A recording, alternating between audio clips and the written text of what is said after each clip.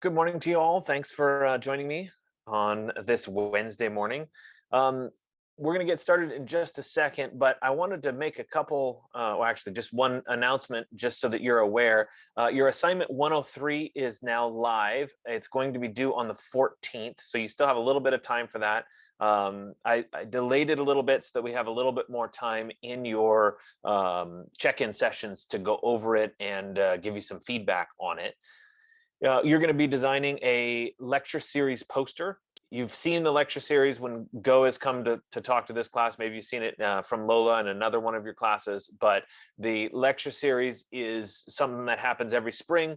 You're going to either use the existing lecture series, use the last lecture series from last spring, or invent your own lecture series, but you're going to be doing a poster based on that upcoming lecture series. And I think it's a good way of testing your graphic design abilities and being able to formulate a good hierarchy and graphic design for a poster. So I think thematically it's good.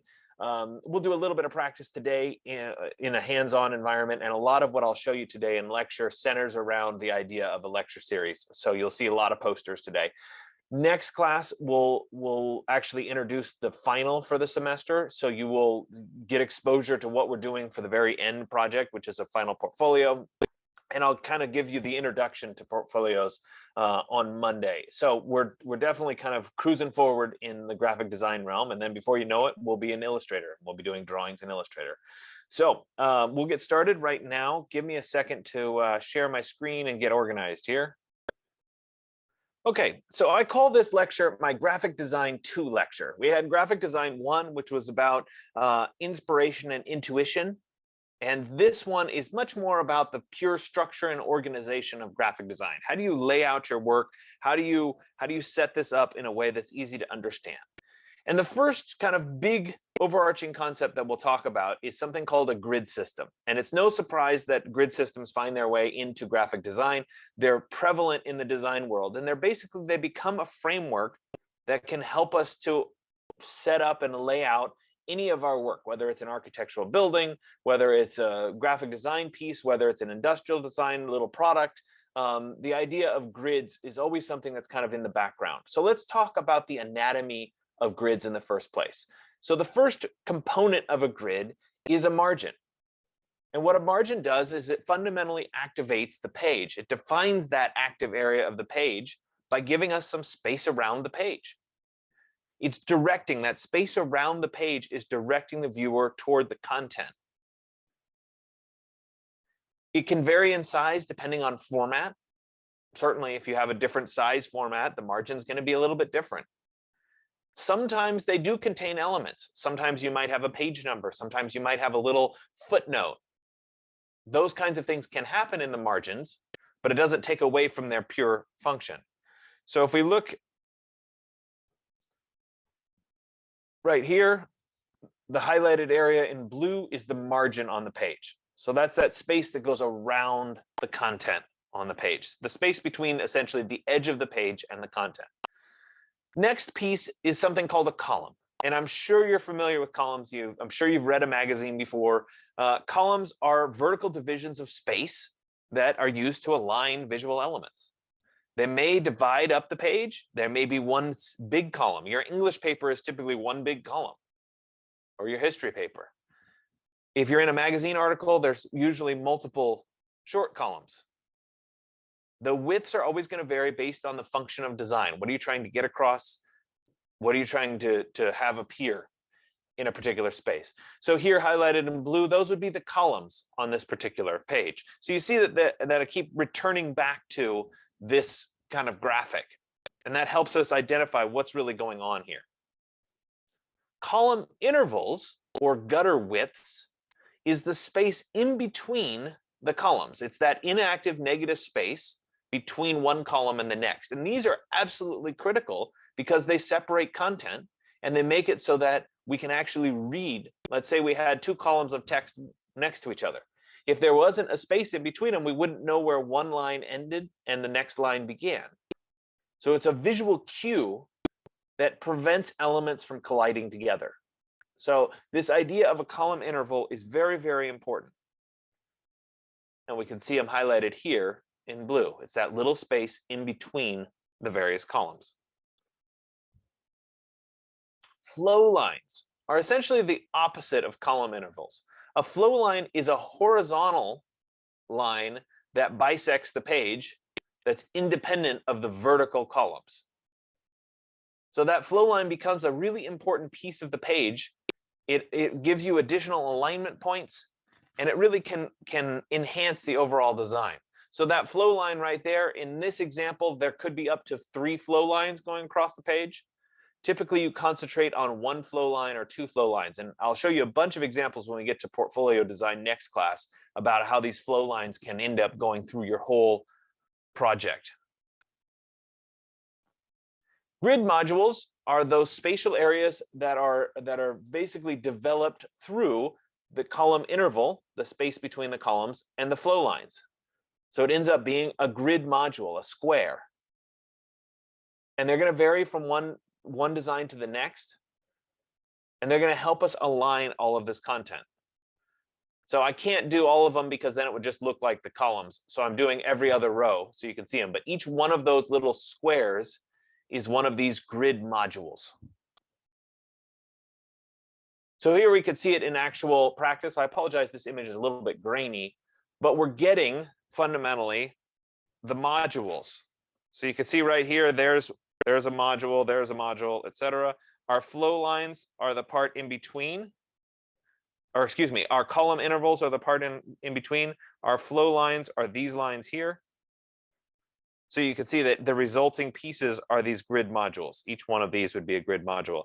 I like to point out in this example, though, that they've also chosen to have text that breaks the grid. So we actually have 2 grid modules coming together to form the text. Same thing happens over here, where you have 2 grid modules coming together to form the text. So even if you have this laid out, it doesn't necessarily mean that you can't break it. So not everything has to fit in a tiny little square. So how do we work with basic grids? Basically, a grid is defined to unify and order the compositional space. It gives you a backbone, so to speak, for what your graphic design is going to be. It's that underlying structure. And the best underlying structure is one that exists, but is not blatantly obvious. It's not something that you concentrate on. You just say, oh, this is really nicely laid out. That's the best kind of an underlying structure. It's going to help you compose those visual elements to give you balance or contrast in the shape of the page. What you want to do is avoid the arbitrary grid. Don't just put a grid there because, well, I need a grid. You want to think about what is the smallest size of something that belongs on the page. What's an appropriate grid size? How many divisions should there be on the page? Those are all really important things to understand when you're doing graphic layout. So you don't just start with the grid and then try to fit the content. You say, what are the kinds of things that are going to go on this page? And how do I best suit those different kinds of pieces that are going to go on this page? So our first grid is essentially a single column grid. It's perfect for a large amount of continuous text. And the easiest way of thinking of this is it's your English paper or it's your history paper. You have a bunch of text that needs to go into place. How do you lay that out on the page? Typically, it's all text. How big are your margins? What activates the page? What defines that active area? Sometimes you need an adjustment on that margin. Maybe the default margins aren't quite right. So if we were doing what is called facing pages, where you have 2 pages that face each other like a book, like a paperback book, typically the sides and the bottom are pretty large and the top is a little bit smaller. And the inner margin, the part that's down here in between the pages, there and there, those are typically they're half the width of the outer margin. And you can go ahead and you can test me on these kinds of things because you could pick up any book and see what those margins look like. And generally they're mirrored positions. So if it's, whatever this measurement is here is going to match this measurement here. Whatever this measurement is here is going to match this measurement there. So they're going to be mirrors of each other, assuming, of course, that they're facing pages. So here it is in a larger format. All of that being said, don't forget about all those compositional techniques that we talked about in the photography section. The rule of thirds. The rule of thirds is actually a great one. It still applies here. And I'll show you that as an example a little bit later today. That was the single column grid. What about multiple column grids? Well, they're generally going to contain several spatial intervals. And as soon as you start to do that, you're going to have nearly endless compositional options. They're really suitable for complex projects. You can create a certain amount of rhythm, drama, movement, tension, etc. through these multiple column grids. So I'm going to show you these blown up. These are lecture series posters, and I will try my best to identify what's working on them and to get you this exposure. So in this instance, I would argue that we have maybe 4 columns, maybe 5 columns. Depends on how you want to quantify this. So let's break down this page. We have a column that's happening right here. That's column 1. We have a column that's happening here. That would be column 2. We have a column that's happening here. That would be column 3. And we have a column that's happening here. That would be column 4. Now you could argue that maybe this last one over here is also a column. I'd say that's more of a margin. So we'll put an M there for margin. Likewise, the space over on the opposite side over here, I would say that's a margin as well. So we have 4 active columns. We have our column intervals, the space in between the columns happening. And we have a really strong flow line that's happening right here. So let me, flow line. Now what this does is it gives us a focal point for this image. So we have a strong flow line. We have our first column here. Our eye naturally gravitates right to that spot.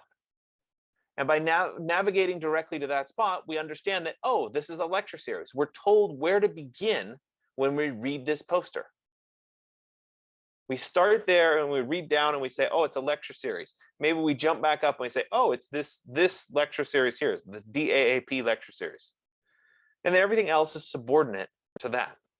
We'll show some more examples going forward.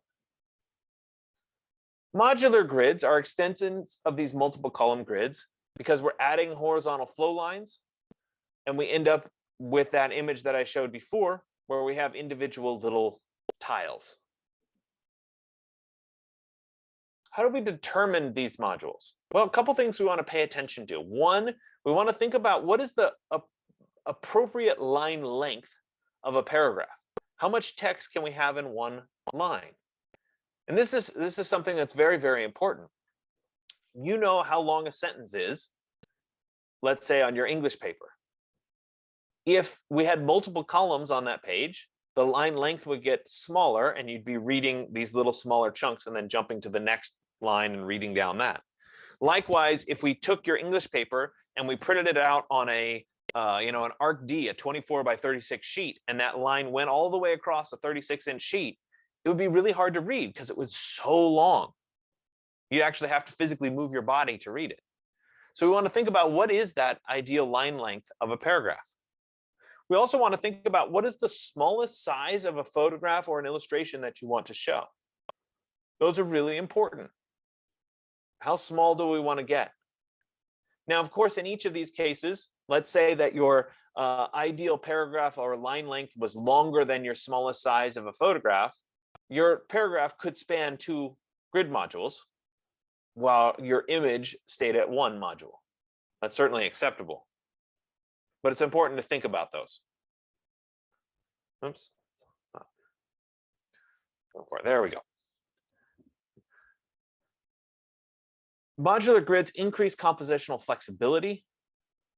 The grid modules, you want to be flexible enough to accommodate changing content over the course of the project. And this is a good one, because when you go to do your final portfolio for this class, you're going to have a bunch of images, a bunch of things, PDFs, etc., that are all different sizes. So how do you lay out a grid system that accommodates all those different sizes? Now, of course, we can get into alternate grids. These are often the loose and organic layouts. They rely heavily on your intuitive placement of objects. Sometimes it's almost like you can't see the grid at all. Sometimes they evolve from a basic grid. We skew the grid, we put it on sideways, we shift, we overlap, etc. So an alternate grid is going to be defined by the visual elements of the page. The compositional structure is based on that dominant visual element. So this image here that I have is totally different. It's another lecture series, but we would have a hard time really identifying columns or flow lines in here. Maybe we have one column on the right side here, but really this is about kind of these lines that are in perspective, focusing us in, right? So we're focusing our attention in, as opposed to having a traditional setup here. And in that focus, we're leading ourselves into that exhibition and fashion show. So it's a really different style of layout. Here are some examples of alternate grids. Now these are working rather nicely.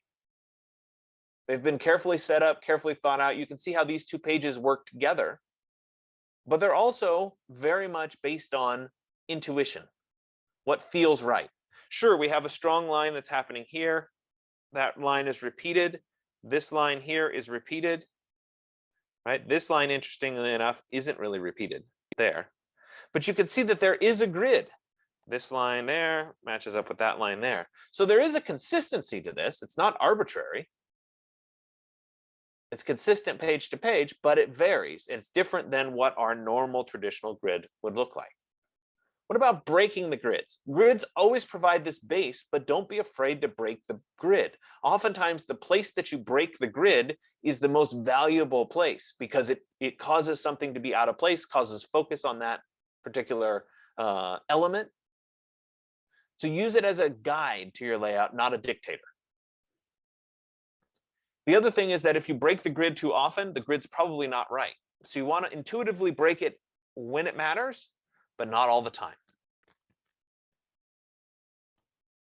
The interaction of visual elements. So developing a hierarchy. We want to establish a clear focal point that attracts the eye. So what's the dominant element? What do we gravitate to first? And then what's subordinate to that? What other elements allow for a more in-depth view of this topic? How are we leading this viewer on a logical and meaningful journey through the content that's on the page? If a hierarchy isn't established, the eye gets distracted, overloaded, and moves on. So we need to set these up for a strong hierarchy. So if we were to look at this page, what stands out the most? I would argue that it's this National Portfolio Day, that line. So that would be hierarchy level 1, National Portfolio Day.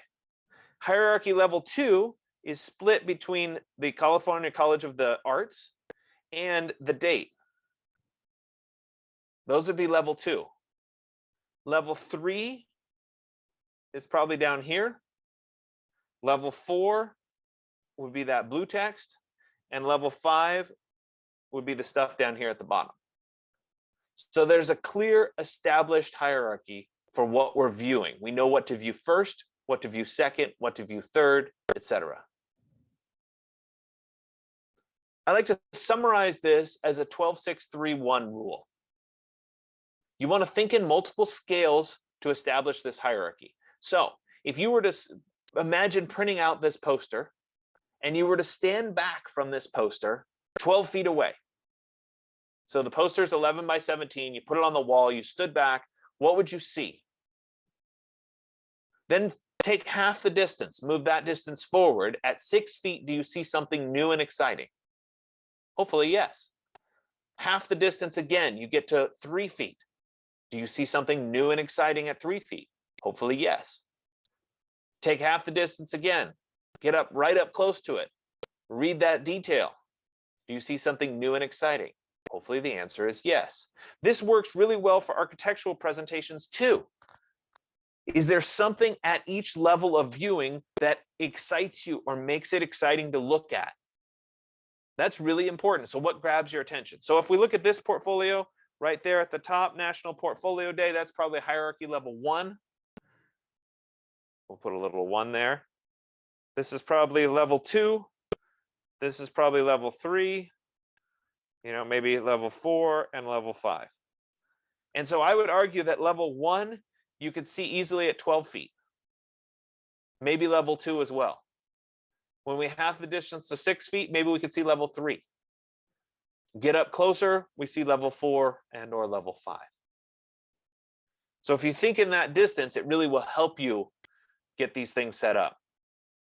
So how do you get started with a hierarchy? Well, think about what are the visual elements and rank them by importance. What's most important? This is a lecture series. What's next most important? When is it? Who's hosting it? What's third? Who's coming to speak? So when you rank those visual elements, you know how big or small they should be relative to the page, how much they should stand out on the page. Space is also something that's very, very important on a portfolio, or excuse me, a poster. Space gives things space to breathe. It gives us focal points, as opposed to always just cramming everything in on one particular page. It contributes to effective ordering system. Generally, the empty space brings things alive. You want to focus when you're designing on the negative space and the positive space on a particular design. So I love this example because I think it shows the space really well. In this composition here, there's a big block of white space that happens right there. And without that big block of white space, we wouldn't even know where to start reading. So it's actually the negative space. It's the absence of space right there in the middle that tells us what we should start looking at.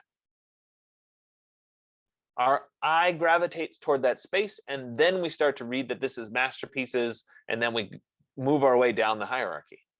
So in this context, I would say the hierarchy level 1 is actually the negative space, followed by level 2, level 3, maybe these images, a little bit of text in level 4. So that negative space is really directing us into starting this journey. You may group elements together to provide a focal point.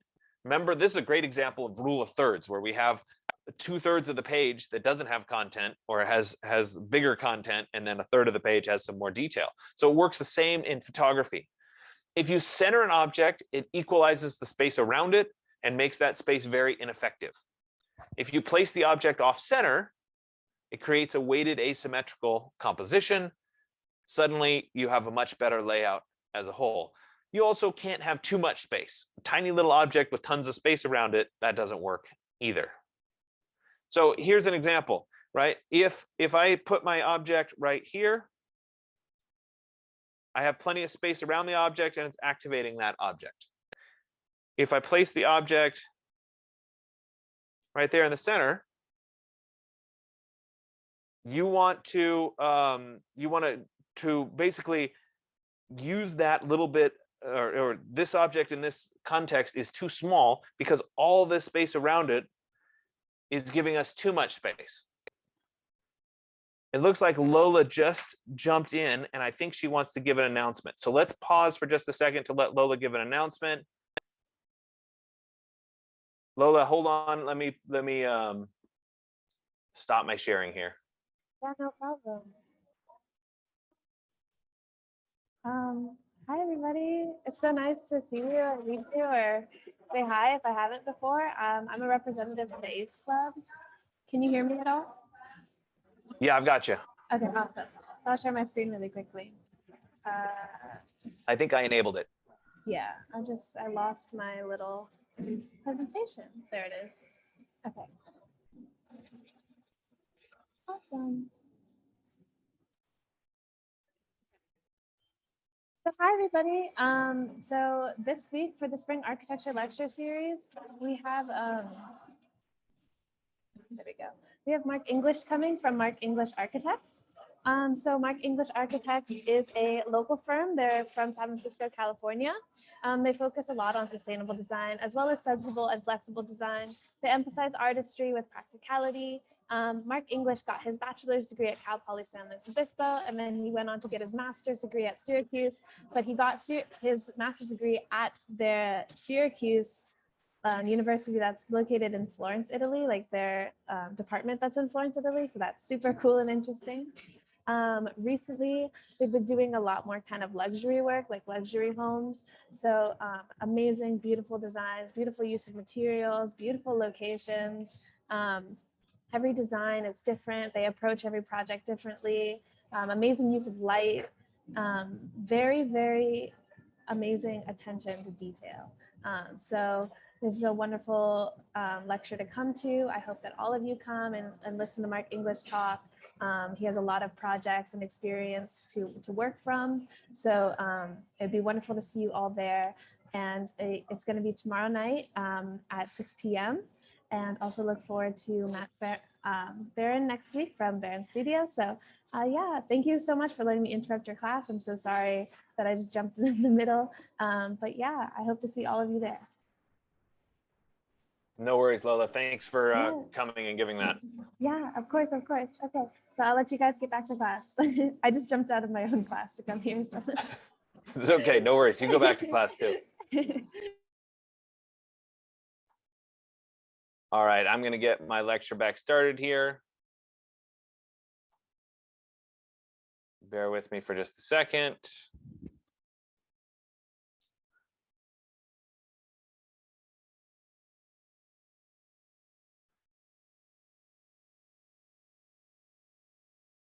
Okay, so as I was saying before, if we put a small object right in the center of the page, number one, it's centered, so it's not weighted in any direction, and there's so much space around it that it's not an effective layout. So we really want to concentrate on using that rule of thirds, figure out how to identify the page, start to lay out our work in appropriate sizes with appropriate space around them. Scale by itself can be used to establish a strong hierarchy in design. Sometimes it's just about changing the font size. The title is 18 point. The subordinate element is 12 point. The next level is 10 point. And just by changing the size or the scale, we can end up with a good, well-established hierarchy. You want to be consistent with that progression. So there's a consistency to it. There's also something where you want to make sure it's consistent page to page to page. If we're creating multiple page documents, you want to make sure that it's working there as well. Quantity is another something that's important. How many elements are you packing onto the page? If there's too many things, maybe it's clutter. It's too much, it's too distracting. So make sure all the elements on the page have a specific purpose. So there's two ways of going about this. One is a subtractive method, one is an additive method. And it depends on how your brain works. The subtractive method takes everything that you have and puts it on the page and works on arranging it. And if it feels like there's too many elements, you take one away. Then you look again. Yeah, there are too many elements. Yeah, there's still one too many. Take one more away. And that's what your page becomes. The additive is the opposite. The additive says, okay, I have nothing on the page. Let me put one thing on the page. Is that enough? No, not quite. Let me take another thing, put it on the page. Is that enough? Maybe one more. Put it on the page. Yep, that's it. So you're adding elements one at a time to the page versus having them all on the page and subtracting them off.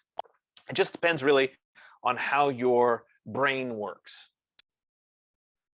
Orientation and position. This can lead to strong contrasts that enhance this hierarchy. So in this example, we're talking about how the text and the hierarchy of the text is also working with the visual elements on the page.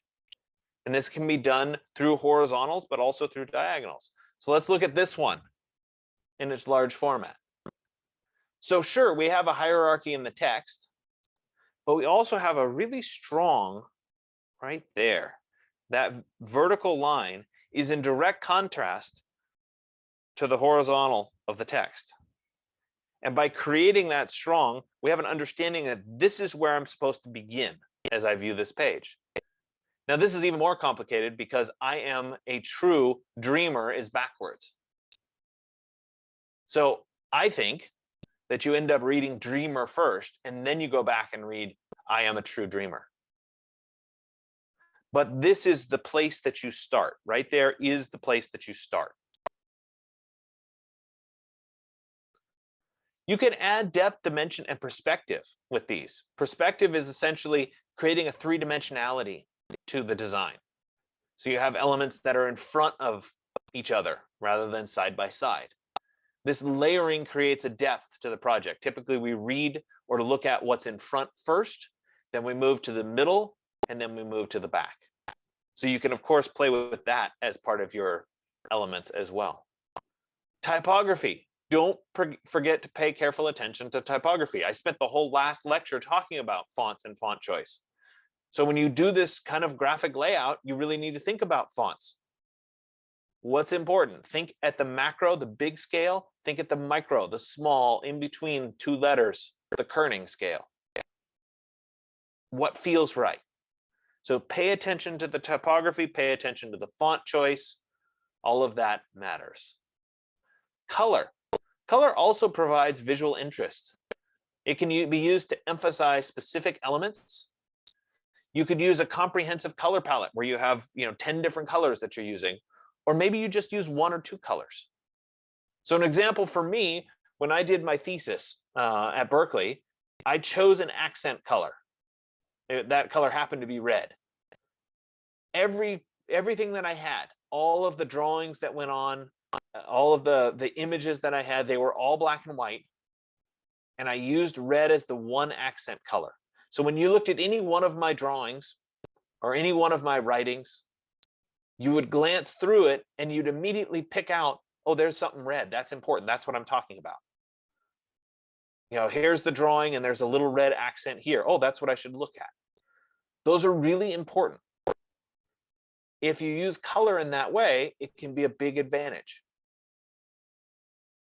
So sometimes that can really help. Graphic shapes, linear elements, they can be used to support this primary content. They direct you toward where to start.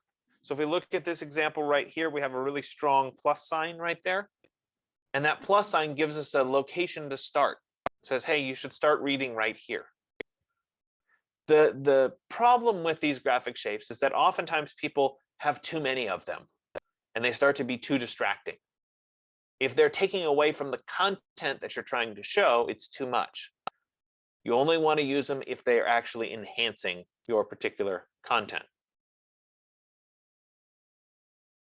So in review, you as the designer need to, 1, create a strong hierarchy.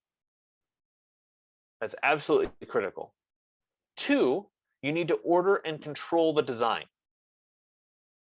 Think about what somebody should look at first, second, third, fourth, etc. Use contrast to establish those focal areas. And use compositional factors to support your design. So we're going to skip. Well, actually, I'm going to show you some examples. These are more portfolio examples, so this is kind of leading into what we're going to be doing next class. But let me show you a couple examples here. Then we'll jump over into live demonstration. I'll show you some more kind of advanced InDesign topics. So I know these are a little bit blurry, but this works together as a book. And I'd like to point a few things out. Notice right here, we've got a really strong flow line that's happening. That repeats on the next page. There's just a little bit of it, but we understand that that's still there. This is a beautiful block of text over on the left side here. Notice that it has space around it to let us know that we should be reading that block of text. Similar, there's a relationship between this block of text and this image, and they happen to be the same height across the page. There's that flow line happening again. So it's consistently appearing page to page. Again, great use of space around our particular piece of text. Another example, this one is up on the flow line. There's that flow line again. Flow line still appearing nicely on the page. Okay, so we're going to switch over. And I will minimize this. Once again, I have my remote desktop open here. so that you guys will have the key commands and you can see that. I've gone ahead and I've opened up our InDesign. And for today, of course, I didn't have this open. Let's see here. Hold on. Let's see if I can.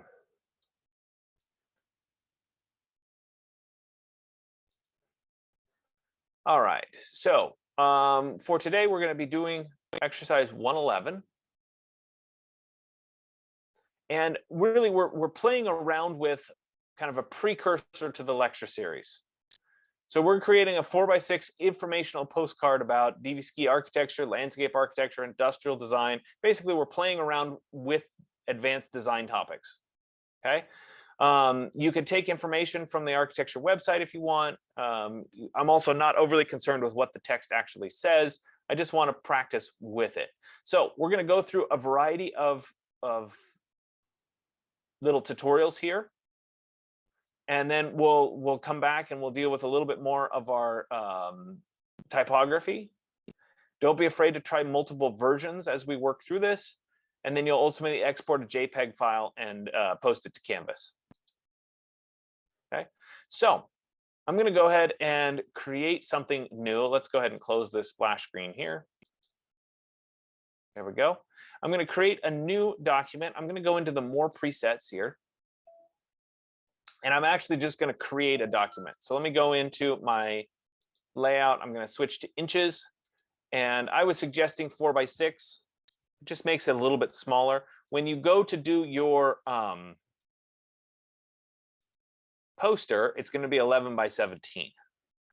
So it's definitely bigger than this, but that'll get us started. I'm also going to take my margins right now to 0 because I'm not planning to use any margins. So I've come down here. Whoops.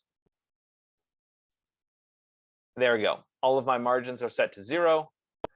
I'm going to uncheck this box for facing pages because I'm just doing a single postcard. And then I'll go ahead and click on create. And that gives me my layout to begin here. So let's talk about layout strategies. So when we're working through our layout strategies, I have 4x6. If I know that I want to create a frame of a particular size, let me come over to the rectangular frame tool. Rather than trying to actually draw it and figure out what size it is, you can see that little, let's say I wanted 1.5 inches by 1.5 inches. It's hard to get to exactly 1.5 inches by 1.5 inches. So instead, I can use the rectangular frame tool and then single click, and it's going to give me an options box where I can actually type in a value. So I could say that I want this to be 1.5 inches, and I want this to be 1.5 inches, like that. And I'll go ahead and say, okay. That then gives me a frame that's exactly 1.5 inches by 1.5 inches. Let's go ahead and create a second one of these. I could once again go back to the frame tool, make a single click, and type 1.5 inches by 1.5 inches and say, okay, that gives me a second one. Or I could go up to edit and then copy. And then I could go to edit and then paste. And that would give me another of these frames. Let me do one more. Let's go to edit and then paste one more time. And now I have 4 of these frames. 2 of them are on top of each other, so I need to move it. There you go. So let's look at how would I go about aligning and setting these images or these frames up. So obviously I could take one of these objects and I could move it till it lines up. If I hold down the shift key on the keyboard, it's going to jump to these increments up here on my ruler. Sometimes that's helpful. And I could then kind of manually, and you see when I drag this over, those green lines appear. That helps me to determine that they're in alignment. But I don't have to be perfect. So let's put that there. Let's put this one roughly down here. And let's put this one roughly over here.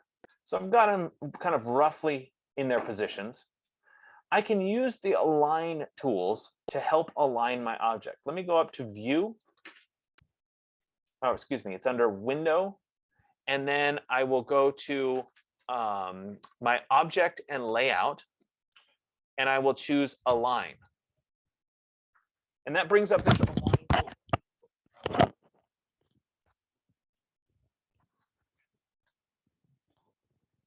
There we go. That brings up this little align window. And this is really, really helpful. So if I were to select two objects, let's say this object, I'm going to hold down Shift and select this object.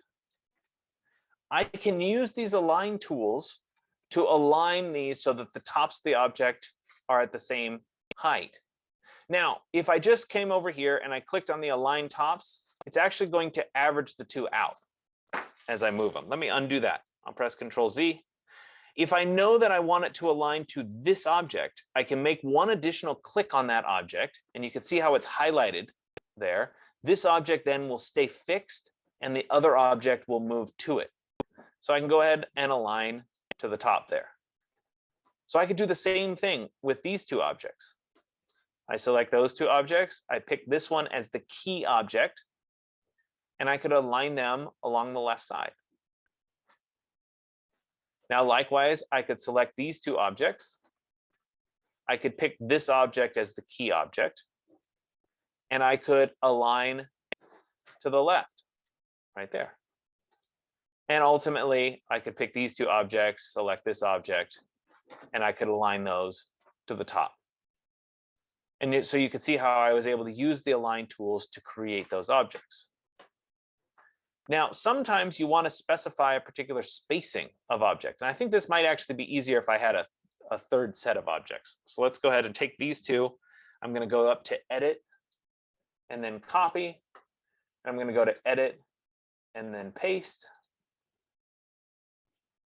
And that then gives me a third set. Let's put them down here at the bottom. Okay, something like that. Now, in this scenario, I could select all three of these objects. I could still pick one key object. Let's say this is my key object, and I could align them all to the left. So now they're at least all aligned to the left. But then I can use two things. I have a distribute objects, which is going to take the middle object and put it evenly between the two outer objects. Or I can use a distribute spacing where I specify what the spacing should be. So if I align the objects vertical centers, oops, sorry, that should have been horizontal centers right here. I'm not doing it. I love it when things don't work the way you want it to. Well, let's use the spacing. So let's say I wanted them to be 1/8 of an inch apart. I could say 0.125 inches. And now it's going to align them so that the spacing between them is 0.125 inches. I could say that, you know what, I want them to be 1/16 between them. 0.0625. Let's distribute those objects. Now there's 1/16 of an inch in between them. So I can work the same way with these objects. So let's take those two.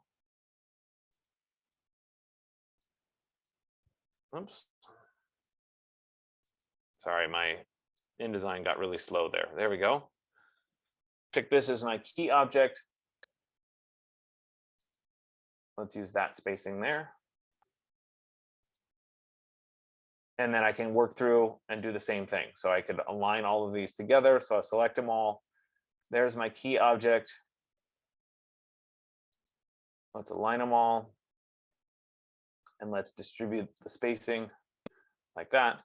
And now I have 1/16 of an inch between all of those. So you can see how I'm kind of working my way into creating a grid right now.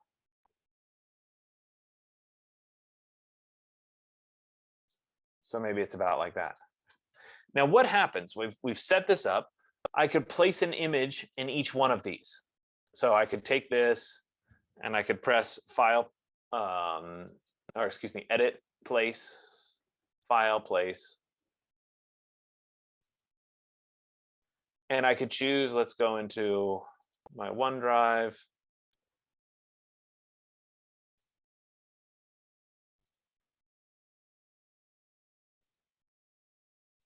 I have some sample files. I could drop that in. I could right click. I can go to fitting, fill frame proportionally, and there that image. And then I could obviously put an image in this file or in this frame. I could go to file, place. Helps if I actually go to file. There we go, file, place. And we could pick some other image like that. And I could drop that one in, right click, fitting, fill frame proportionally. And now I've established those. But what happens if I want one image to span across multiple frames? Well, if I want the space to be retained, I can actually connect these two together. So let me hold down Shift and select the second one. So I have both of those frames selected. I can go up to the Edit menu. Sorry, the Object menu. I can go to Paths, and I can say Make Compound Path. And you see that then the X changes from being individual to passing through these images. So that when I go in and place it,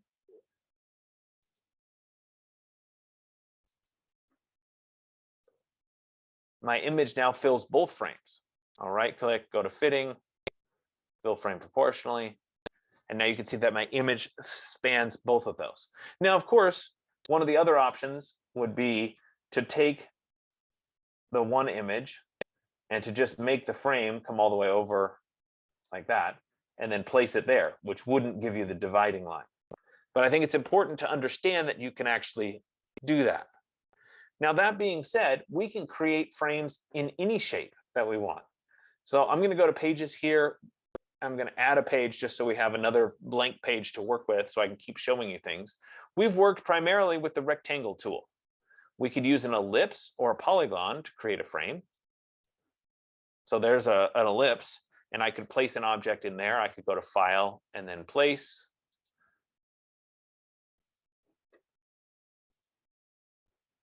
Right click, fitting, fill frame proportionally, like that.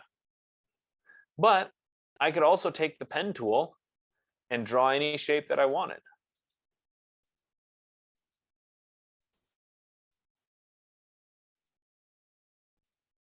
Like that. And I could go to File and then Place. And I could drop in an image. So anything that you can draw in InDesign is something that you can fill with an image. Now, remember, one of the powerful things about this is that I could go back in after the fact and I could actually edit the frame to change what is shown. So I could come in here and in any one of these points, I could move them around and change what is shown. That's using this white arrow or the direct select tool. We'll cover the direct select a lot more when we get to Illustrator, but it works the same way here. So let's start to think about how we might set up a page. So thus far, I've just been giving you examples. Oh, there's one more I forgot to show you. Let me jump back here. We have a little bit of time left. What if I have text? So let's say that I want a piece of text, something like that. Let's just put DVC there. I go into my properties. We can change my font. I'm just getting something a little bit thicker here. Let's take the size up.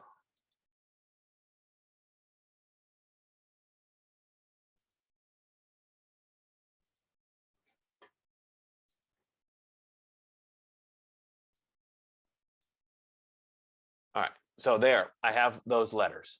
I can actually take these letters and make them objects. So if I have the type here, I can go up to the type menu, and I can come down here to create outlines.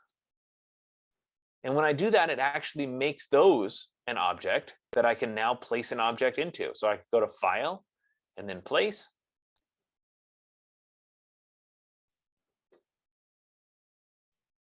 And I can put an image right there. So let me right click, go to Fitting, fill frame proportionally, and now you can see it a little bit better. So any object that I have, including text, I can make a frame that I can place into. Okay, so let's go on to creating an actual layout. So if we think about this, we have a card that's 6 inches tall. We have a card that's 4 inches wide. If I were to start to divide this up, maybe if I came down 2 inches or 1.5 inches, something like that, there's 2 inches. That would be a full third of the way down. I'm going to hold down Shift so that I jump to that point. And then maybe I come over. This was 4 inches. So if I came over by, let's do maybe 1.5 inches, something like that. You can see that I'm starting to establish a basic layout. So these guides, the way I get those is I click up on the ruler and I drag down, or I click on the ruler on the left side and I drag over, and that gives me these temporary guides that help me kind of align my content. So let's use my text tool here. Sorry, Zoom's making things a little bit slow for me here. All right, so maybe this is lecture series, or maybe it should be all one word. Maybe it's like that. Now remember, font choice matters. So, I would go in and I would figure out what the appropriate font would be. Let's use, I'm going to use an Arial for right now. And there we go. Let's get the size set. I need this to be a little bit bigger.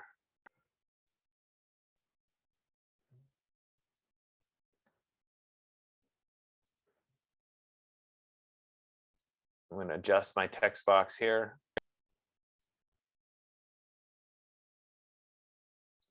And I'll then take this lecture series and drop it right down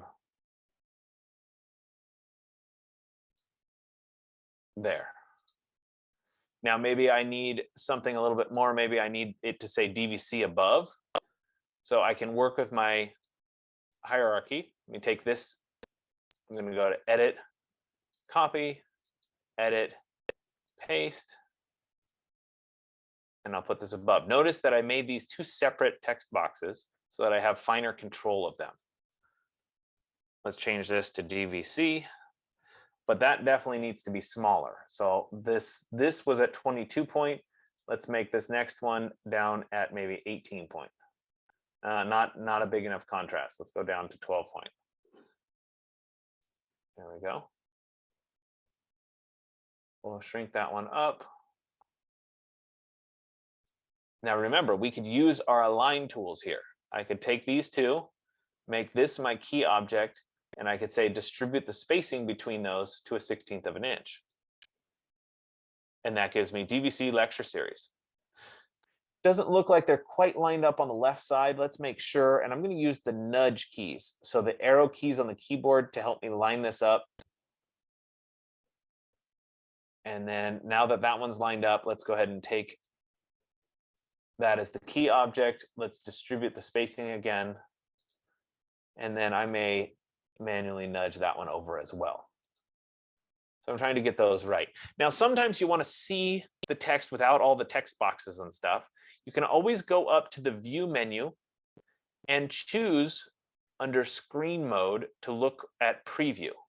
And that takes the boxes away and lets us see just what we've worked on. So let me go to View, and I'm going to go back to Screen Mode, Normal. And I can continue to work on my layout. So let's come in here with my frame.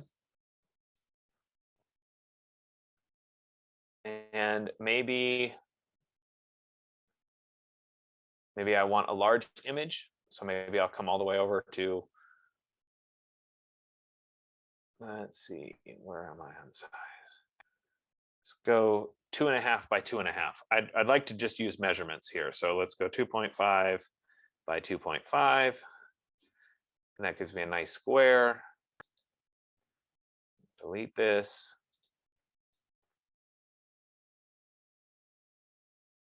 And we'll come up right there. And then I can place an object in there. Let me go to File, Place.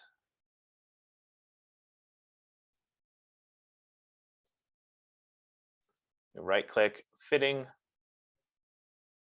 fill frame proportionally, right? And there's our first image.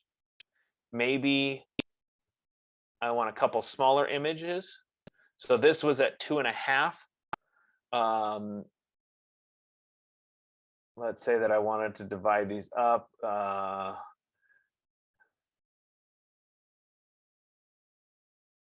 I'm thinking here, I should have done it at 3. It would have been made dividing it up a little bit easier.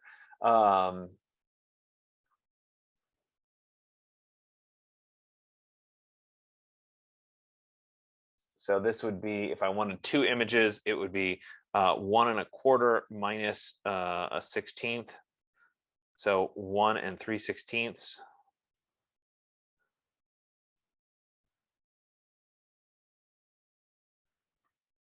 Oops, this should have been 325. I'll say okay. If I'm off, we'll make an adjustment here. So there's my first one. I'm going to select these two. And again, I'm emphasizing the align tools here. I want to distribute my spacing. So I have a 1/16 of an inch there, and I want to make sure that I'm aligned to the left.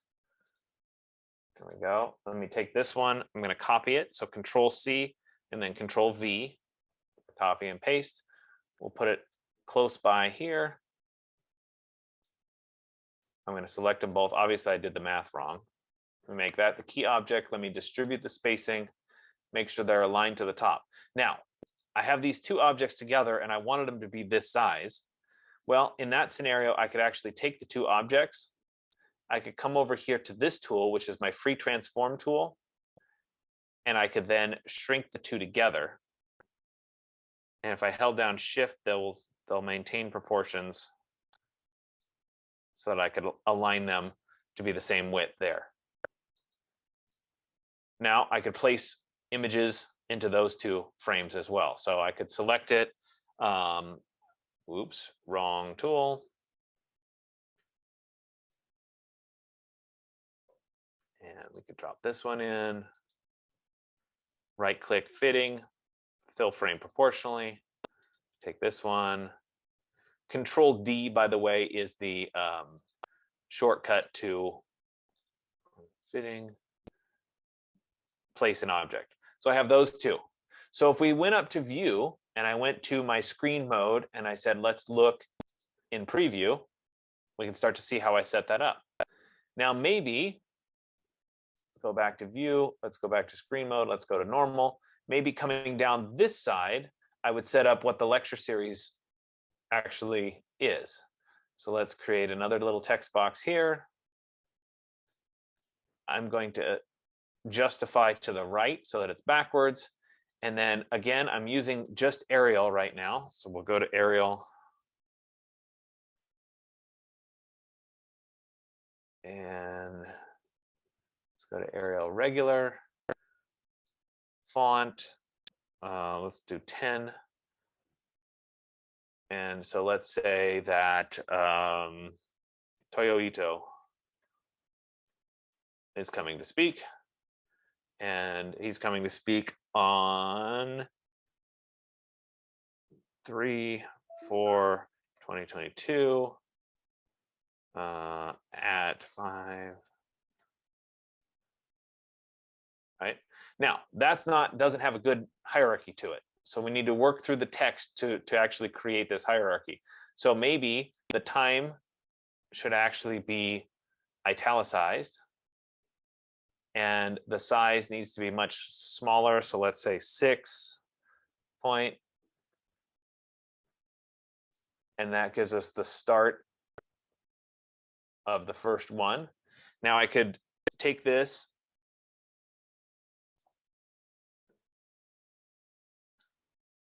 I could copy it, I could paste it, and create the next in the series right there. And so this time it's, I don't know, Hitoshi Abe. And he's coming on the 15th. So you can see how I'm working my way through this. And now as this starts to evolve, right, maybe these need to come up a little bit more so that they line up with the top there. And we need to distribute the spacing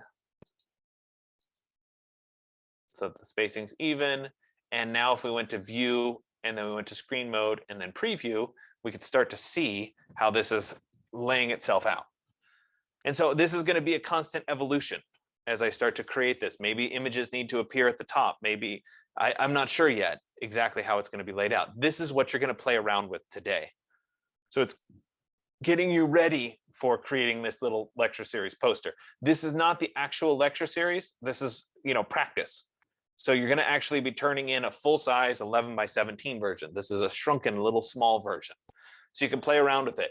If you want to, play around with the composition, do a diagonal or whatever, absolutely, by all means, do that. But it's about the kind of this exploration. That's what I'm after for today. So at this point, I'm going to let you guys go unless anybody has any questions, and I'll meet with my first group. Actually, if you guys just stay on, we'll just continue right into our first session. So I'll let everybody else go now,